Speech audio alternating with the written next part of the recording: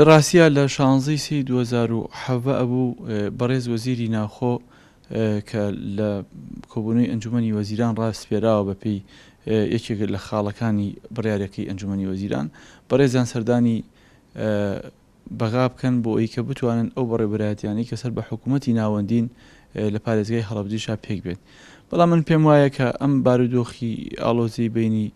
حکوومەتی عێراق و حکوومەتی هەرێمی کوردستان یەکێکە لەو ڕێگریانەی کە تاوەکو ئێستا هەنگاوی بۆ نێراوە. هیوادارم کە ئەو بارودۆخە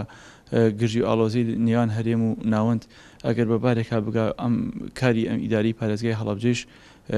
نەوەسێنرێت و خێرا بە خێرا هەنگاوی بۆ بنرێت و لەو دانیشتانەی کە حکوومەتی هەرێمی کوردستان لەگەڵ حکوومەتی ناوەنداییگا وا پێمان باشەوە واش پێشنیارمان کردووە کە یەکێک بێت لە هەڵەبجەیەکێک بێت لە فەقەرەکانی